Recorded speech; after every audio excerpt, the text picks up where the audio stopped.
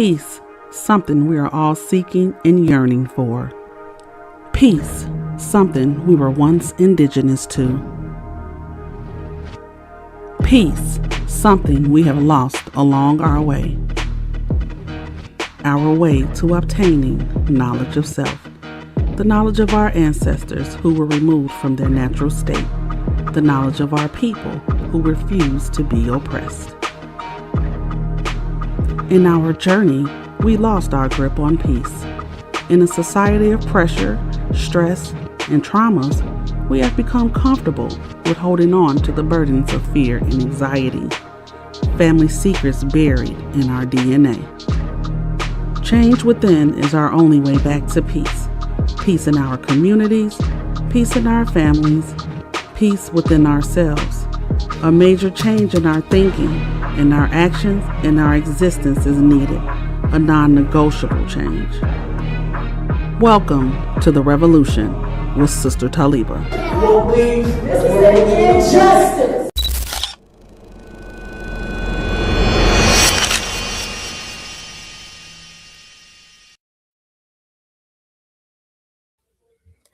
Bismillah.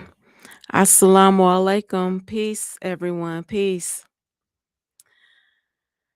Thank you to those of you that are watching.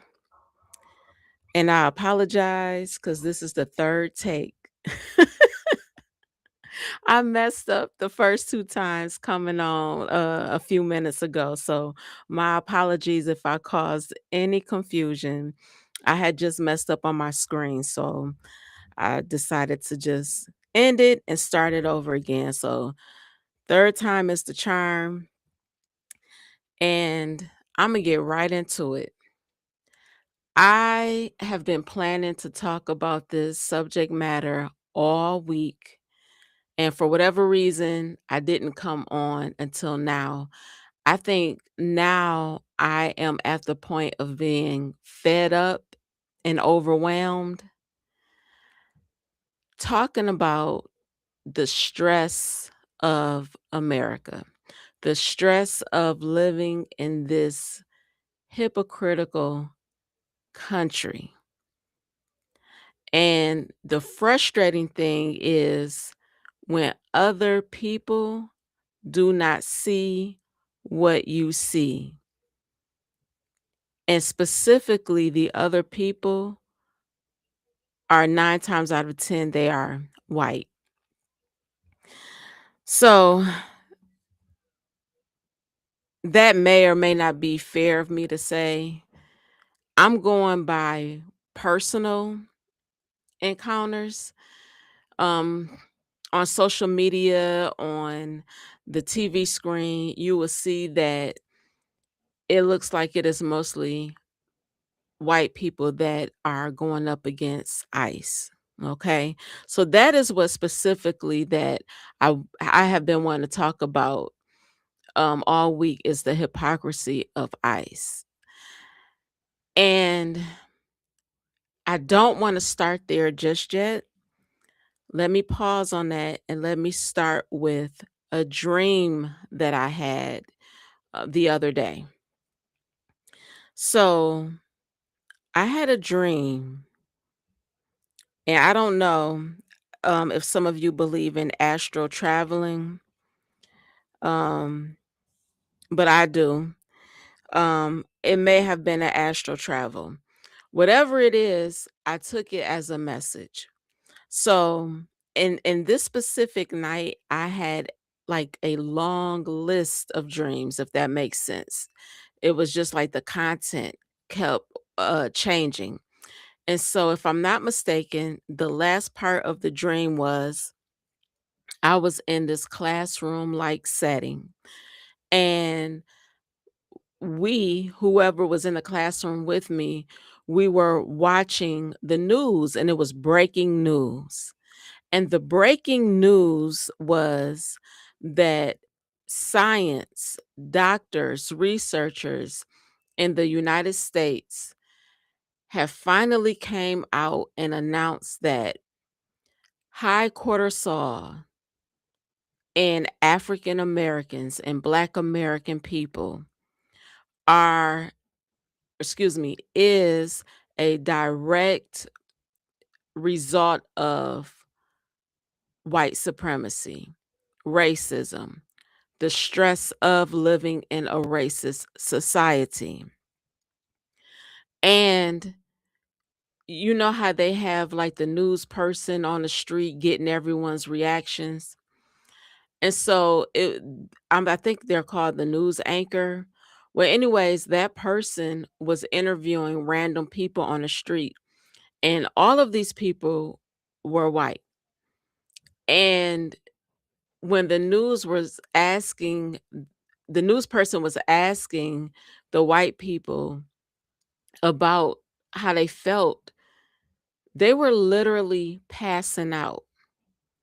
They were crying, they were shouting in resistance to that news. And one white man, even had a heart attack because he did not want to believe that there is a correlation to of racism and the sh- uh the stress of black people. And this is my interpretation of my dream, because what came to me is that maybe the white people in my dream were responding in an extreme manner out of guilt, but it didn't feel like it.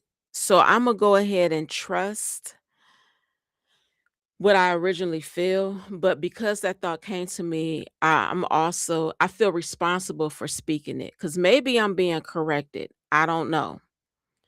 And maybe I am, because and you all, I'm not looking at the chat right now. If there's anyone on here listening to me, I'll look at it maybe later, depending on how I feel, by the end of this live. But now I'm kind of second guessing myself. But I remember being in that dream, and I was so like outdone about the man having a heart attack when hearing the news, that they were declaring, racism basically being bad for black people's health. So now that that thought has come to me, I've also been carrying the thought of ICE seeing resistance from what it appears to be a lot of white people, right?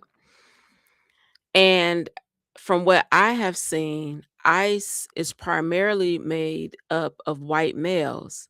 However, I have seen clips of ICE, of there being like Hispanic or Latino people in ICE. And I've even seen a clip where there was a black man as a ICE officer. So there's a little diversity in ICE, but I mostly see white males in ICE. And then when I see the protesters, I'm mostly seeing um both white female and white males. And I find that interesting because I'm trying to figure out what is the meaning or the significance behind all of this. I am not a surface thinker. I despise surface thinkers. I like to go deep. And for me, it is something deeper. And some of you may be tired of me talking about the spiritual meaning of things, but I don't care. You cannot stay on the surface. Everything, in my opinion, has a spiritual meaning, a spiritual significance. And I am wondering, what is the spiritual significance behind all of this? And I've even questioned, is this somehow karma? Like, what is the significance of everything that's happening with ICE?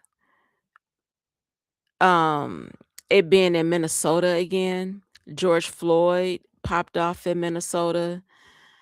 Um, what is it about this state? Now it was a white woman that officers killed, Miss Renee Nicole Good, I believe her name was. Please correct me if I'm wrong. So now she was the sacrifice for this movement. And I'm just trying to figure that part out because for me, ICE represents hypocrisy. It represents that this government is trying to maintain white supremacy. It is trying to maintain their numbers in a society where more and more interracial dating and marriages are occurring. And it's starting to be a number game essentially. I don't mean to be offensive to anyone. You shouldn't be offended. Um, but this is really what I see. And so I'm just trying to figure it out.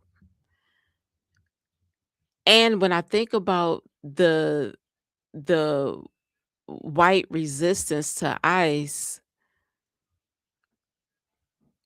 I also reflect back on the civil rights movement where it was primarily black people that were resisting. You had white people sprinkled in, but collectively as a whole, it was a mass of black people. And now you more so see it being white people. So what does that mean? I don't is this pushing? Is this I hope this doesn't sound silly or anything, but I'm just really talking this out. Is this God's way, or for some of you, you may say the universe's way of pushing white people to be advocates for brown and black people? I don't know. I don't know. Is this evidence that there's a shift in consciousness? I mean, that would be a good thing. I'm just trying to figure that part out. Now, today, I saw on my timeline, my social media timeline, I saw two different posts by two different white women and that I'm friends with. One put up a post. This was the first post that kicked it off today for me was I support and defend ICE with like a white fist in the air. And I'm not gonna lie, I did comment under that post like, how? Because and then I had to start it off like coming from my experience and perspective based on my people's history in this country. Let me tell you why. Let me give you an opposing view to that. I truly believe seeing the mannerisms and the demeanor of these ICE agents or officers reminds me of a lynch mob.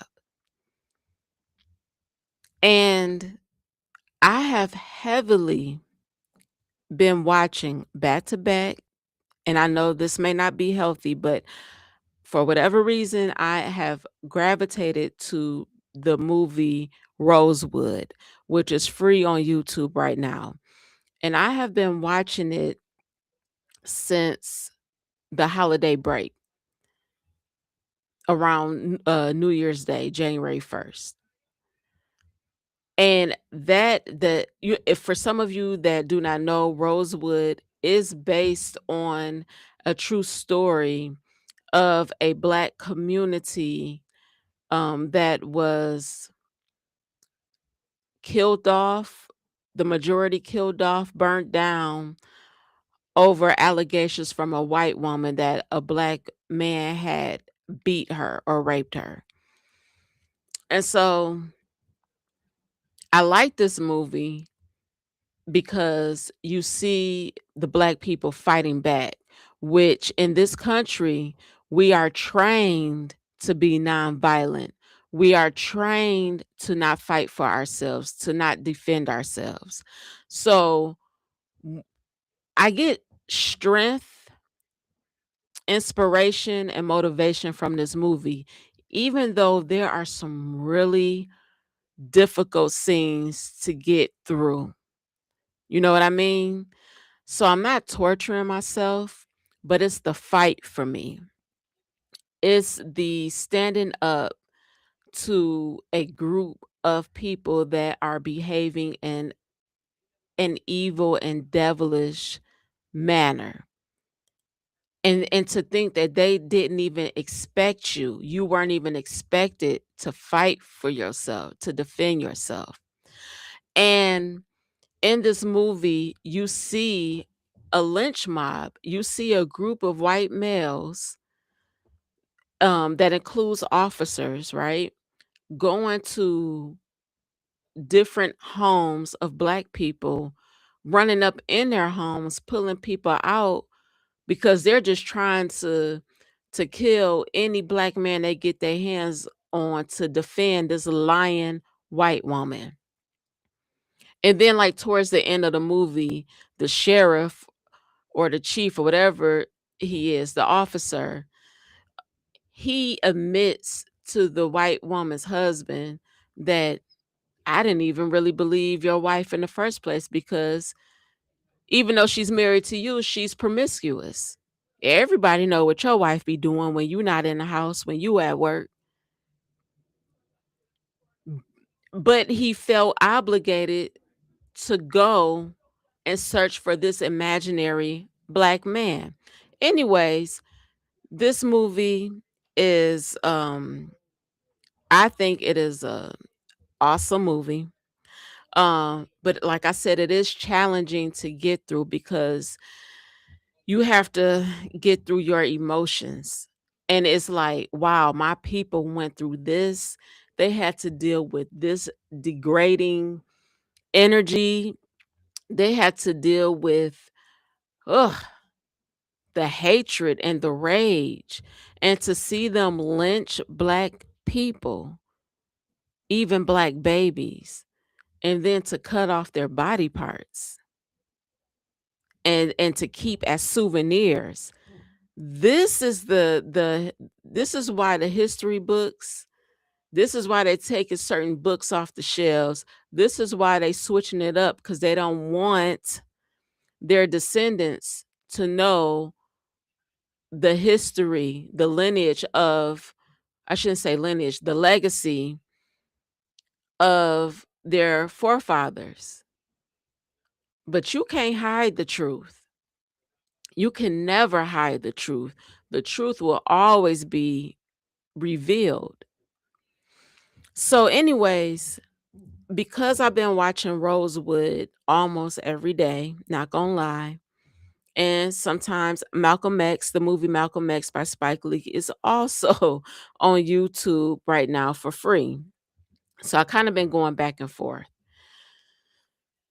And every time I see ICE, I see that lynch mob in Rosewood. Because how dare you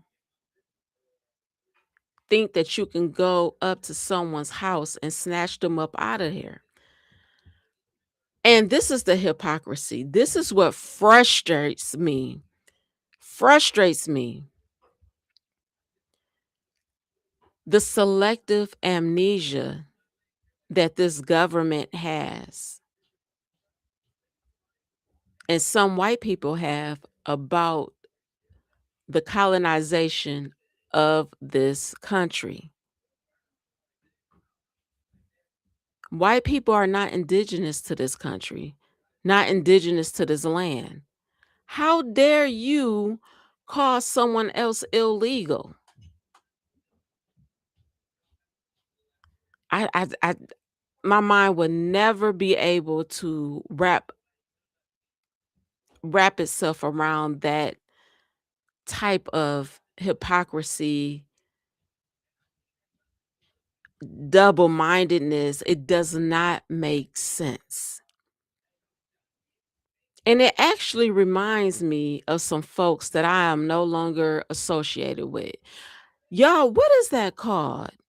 Maybe I need to pull out my DSM manual to actually find a diagnosis for that type of mentality where people forget the errors that they just committed, the sins that they just committed, the words that they just said. And then it's like the next day, they didn't say it, they didn't do it. They looking at you like you the enemy. Am I making sense? It's no accountability. What is this called? Besides crazy as hell. Besides being crazy, what is this mental disorder called? Whatever it is stressful. It is absolutely stressful. And it is mind-boggling because how do you how do you function in that type of consciousness? So that was going back to the first post that I saw today on my timeline, and I responded to, and my response was not appreciated by this person's friends because two males tried to come for me, but I had got them together with my facts. And honestly, if someone wants to support ICE, that's their business, right? It's just it's just mind blowing to me how you can forget you can forget that you don't belong here. This is not your land. You're a colonizer. So anyways, the next post that I saw by another white woman is actually a good post, and it was like she reposted from, I think it's called Indigenous. I'm about to pull it up on my phone, y'all, so be patient with me. It was called Indigenous. Did I save it? Let me see. Here we go. Indigenous.tv, if you want to look it up. And it says they reported this 3 days ago, and I have not investigated or done any type of research. But it says a comment from Donald Trump about Denmark and Greenland that's drawing attention for saying the quiet part out loud. And so President Donald Trump is quoted as saying, the fact they landed a boat there 500 years ago doesn't mean they own the land. Let me say that one more again.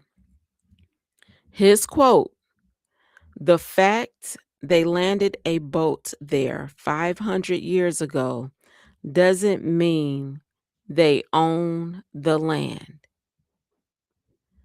So if this is true that this man said that,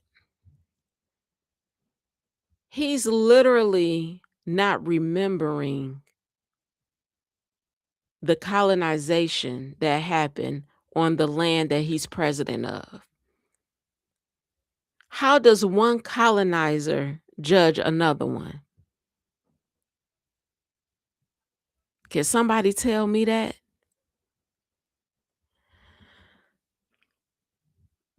What type of mental health diagnosis is that? I'm going to figure it out. So, this is what I have been thinking about literally all week. And I think today was just the what I want to say. I just needed it to get it off my chest, honestly. I was going to go ahead. Y'all know I like to do PowerPoints because I like to be organized and structured. My soul and my heart was just so restless that I couldn't sit still to put it all together. And so I took that as no, I just need to just come on here and just have a conversation about what's going on. Another thing that's on my mind in regards to this is that I know I am fully aware that politics, that a lot of what most of it that we see on the news is propaganda. It is geared to instill fear in people. And it's like a game. It's a almost like a movie and a bunch of actors. So I have that going on in my mind, but I see the injustice as well, if that makes any type of sense. So it's kind of like don't get consumed in this, but then as a human, how do you not become assumed? I mean, not assumed, consumed, excuse me. How do you not get upset? How do you how do you stay balanced in this? Am I thinking too deeply? Am I going too far? Some may think so. Some may think that it's not that deep. They just getting rid of all the undocumented people, but it's based on hypocrisy. I understand that people need to be here legally, but it's just the audacity that this government has selective amnesia about its origin. And to see live videos of Spanish speaking people or anyone with an accent being yanked here, yanked there, thrown to the ground, chased to their house, that's a lynch mob. It's a freaking lynch mob. So, how can you be okay with this? How can anyone with a consciousness, with a heart, be okay with this? It's just pure hypocrisy. How can you be okay with that young woman being shot in the face 3 times because she was trying to drive away from those ICE officers? And then after he shot her, he called her a bitch. I think he said F and B. So it was literally no remorse. None whatsoever. And if I'm not mistaken, y'all, I also seen something on social media where they gave that officer a GoFundMe and he is now a millionaire.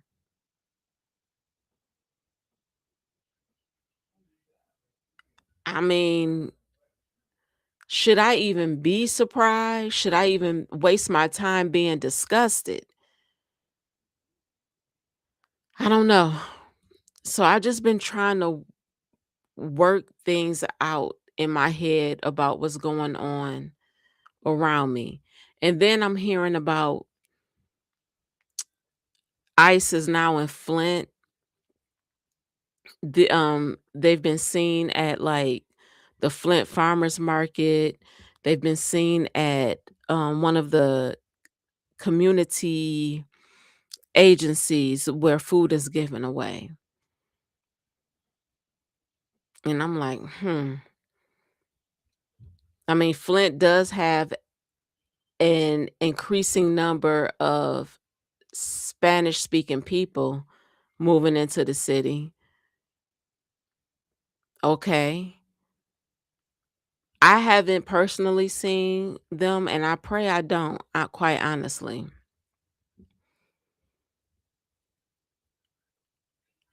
But it's like, and then if y'all don't mind me adding this,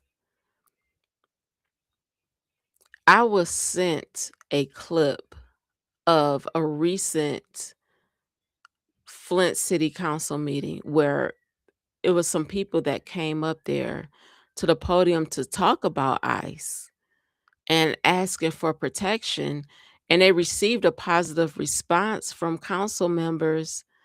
But isn't that hypocrisy? Because just a few months ago, Flint City Council members, some of them was sicking Flint police officers on people. So how do you make a promise or a pledge or suggest that the city, the council looks, you suggest this to your colleagues, yeah, we're going to look into ICE being in our city because, we don't want this and that to happen. But wasn't it just this past summer where Flint police officers pulled an elderly man out of a vehicle that was not secured on Saginaw Street downtown? How many videos did we see where people were getting slam dunked on the floor? How many did we see get hauled up out of the chambers, including myself, for yelling out, speaking out?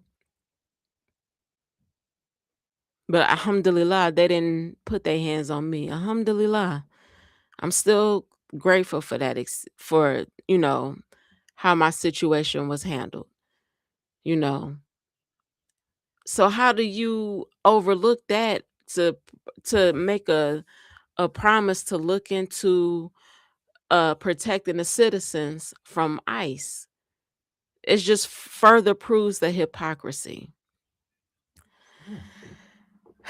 So that's pretty much all I wanted to talk about. I feel a little better getting this off my chest. I'm really now looking into, because just with me reliving the dream that I had about the breaking news about the stress hormone cortisol in Black people being related to racism and white supremacy in this country, I think I want to dig deeper into that. And maybe my cortisol has been high all this week just looking at that. And maybe I need to unplug from the internet. Maybe I need to put my phone down most of the time and not get on Facebook. Maybe I need to limit what I look at on Facebook. It's so addictive. Once you start scrolling, it's like you can't stop. But maybe that's what I need to do. Maybe I need to chill out on watching Rosewood. Maybe I need to just pick up a book and read instead of picking up my cell phone. Maybe I need to stop indulging in certain, conversations and certain topics.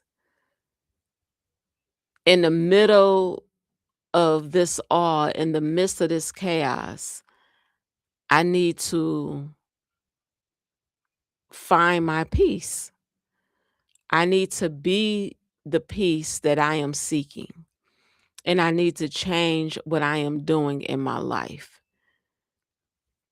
so that I won't get stressed out or I won't start worrying or, other things that's on my mind as of late.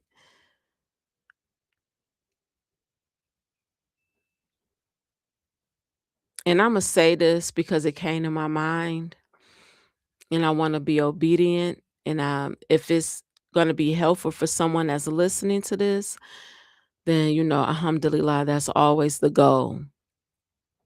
But when I was just speaking about finding my peace and being the peace, I'm reminded of a few years ago, excuse me.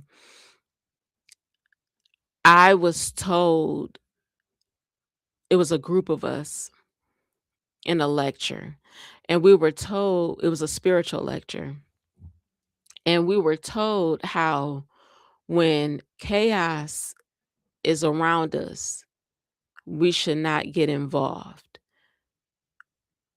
We should, in so many words, leave alone what does not concern you. But we should not let it affect us. And I remember the elder saying, even if you are looking outside of your window and you see a war outside, you should be so at peace that it doesn't affect you. That may be hard to imagine, but you know what that reminds me of, especially for you Christians. It reminds me of the book of Psalms, Psalms 91. And I don't know it by heart, but I do like that Psalms where it talks about, and I don't even want to try to recite it because I don't have it in front of me and I don't want to mess it up. But that Psalms promises how when you put your faith in God, basically nothing of harm can touch you. You'll witness the evil ones fall in front of you. You'll witness it, but the harm, their intent, their harmful intent, it will not touch you, even if it's at your right hand. Please forgive me for not having the psalm straight. Please forgive me. I don't want to offend any Christian, anyone that follows the Bible. But as a Muslim, I am saying that that is a beautiful psalms and it is a beautiful reminder. And I have other reminders Islamically. One I just said, leave alone what does not concern you. So it's sometimes I find that difficult for me, especially since as a social worker, when you're in other people's business, it's like that's my career, my profession, to be in other people's business to help them get what they need. And a lot of times I'm digging deep and I'm finding out deep rooted trauma information, even if they only need a box of food to get them through the weekend. You'll be surprised how people just need to talk and vent, and they'll tell you what happened to them 20, 30 years ago and what's going on. Like, it'll go deeper than that box of food that they need. So I'm used to being in others' business with good intentions. You know what I mean? And now I'm like, just really striving to find the balance of leaving alone what does not concern me. Just leaving alone what is not going to benefit me. I empathize, I sympathize with the people that's being harmed by what's going on with ICE. I really do. I have to find my balance though. And I'm just striving to find that balance. So that is all I wanted to talk about. I hope that makes sense. Let me go to the chat real quick. Just out of respect. Let me see. How do I get to the chat? Because I don't even hardly go to the chat anymore. There we go. Okay. So it's just a few people in here. Peace to everyone. Peace to Cochran. Peace to Little Mama. Peace to, I think this is Queen Hanifa. Wa alaikum salam. Queen Hanifa, Sister Hanifa. Inshallah, you and your family are doing well. Peace to Taz. Thank you all for listening. I hope this makes sense. I just had to work through my emotions and my thoughts and stuff. And if I need to come on again, I'm going to come on again. So it was therapeutic for me. So I enjoyed you all. Thank you for listening. And I pray and hope that the words that I say were not offensive. This is definitely not an attack on white people. We know that not all white people are white supremacists or racist or anything like that, right? Um, but I just had to get this off my chest. How I've been seeing things and just my overall perspective. So I pray that this was beneficial for someone, for all of you. And I will be talking to you guys soon. Please be safe. I love you. Assalamu alaikum. To hell with those damn willow trees. We don't give a damn about them willow trees. We need clean water, a public safety plan, $16 million for new roofs, siding, and doors.